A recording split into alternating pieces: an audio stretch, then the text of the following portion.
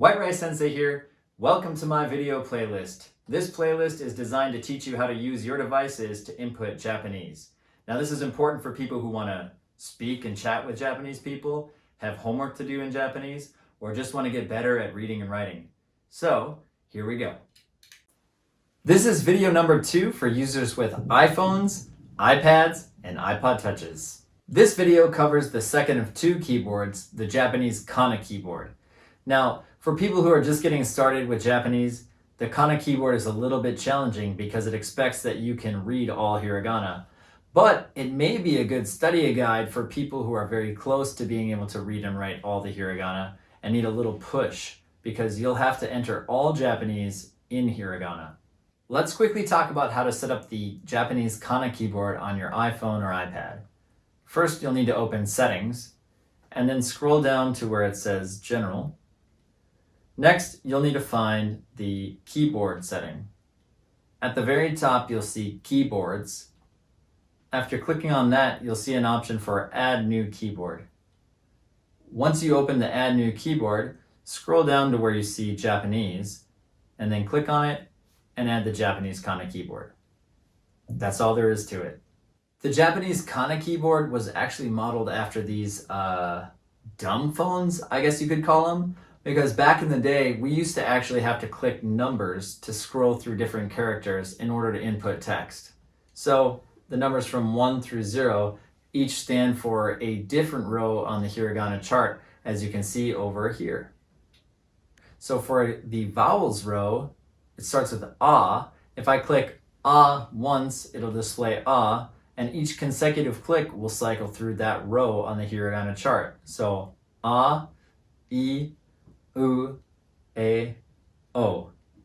And the next number was 2, so the second button will cycle through the K or Ka row on the hiragana chart.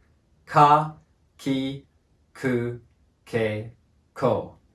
This is a good feature of the Japanese hiragana system because as you click through each one, you'll notice the pattern follows the vowel symbols. A, I, U, A, O. Ka, Ki, Ku, Ke, Ko. Sa, Shi, Su, Se, So. And so on. You see the pattern? This pattern also continues through the rest of the keys, which used to be 1 through 0, except there are a few exceptions, so let's talk about those real quick. For example, the vowels key, which used to be 1, will go through A, I, U, A, O, but also includes small cases of those vowels, which are sometimes used in katakana words, which are borrowed from foreign language. Then you have the small tsu, which exists in the ta button, which used to be the 4 on old phones.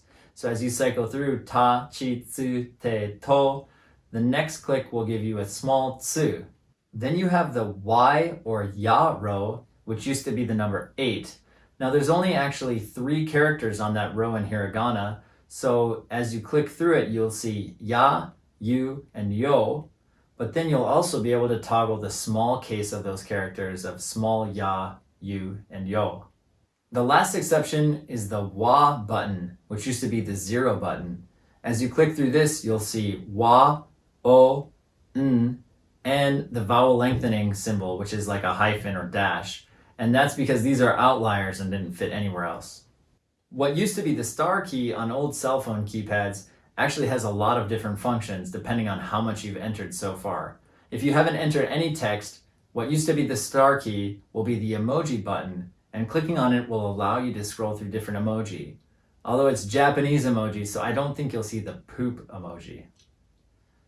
Now, if you've already entered text, clicking on the star key will actually enable you to toggle between large and small characters, but it only works for certain characters. For example, A, I, U, A, O, the tsu character, and ya, yu, and yo. Once you enter those characters, if you click the star key, you'll come up with the small version of that character, and clicking it again will toggle back to the large character. For hiragana and katakana characters that allow for ten-ten, clicking on those characters and then tapping what used to be the star key will add the ten-ten into those characters. Here's one example. If I type ka, but I want to switch to ga, first I'll type ka, then I'll hit the star key, and the ten-ten will show up. But if I want to go back to ka, I'll click that key again, and the 10-10 will go away. For the H or Ha row of the hiragana chart, after entering one of those characters, tapping the formerly star key once will enable the 10-10, and twice will enable the maru, and a third time will bring it back to the original character. So you can go from Ha, Ba, Pa, and back to Ha. Where the pound sign used to be on old phones, you'll find punctuation in Japanese. Now that would be the comma, the period or full stop, a question mark, and an exclamation point. If you need additional characters like romaji, numbers, or special characters, clicking on the button on the bottom left of the Kana keyboard toggles between different settings, and that's where you can find English characters, numbers, and special characters like the parentheses, @ sign, and so on. Lastly, over on the right side of the Kana keyboard, you have the backspace button, the space button, and the kakute or confirm button. That's the main functionality of the Kana keyboard. If you play around with it for a little bit, you'll get used to it, and you may even find some advantages over using the Japanese romaji keyboard. That's a lot for one video, so I'll go ahead and cut it off here. In the next video of this series, I'll talk about the flick feature and how you can really speed up your text entry using flick. I hope you found these videos helpful so far, and go ahead and click right here. As soon as that video is up, you'll be able to click on and see the next video about how to use flick. Thanks for watching to the end of this video, but guess what? Our relationship doesn't have to end here. Why not subscribe to my channel by clicking over here, or like me on Facebook at White Rice Sensei, where each week I post lots of new things like free Japanese lessons and ideas and tips on how to make your life in Japan much more enjoyable. Hope to see you again soon, and ja ne!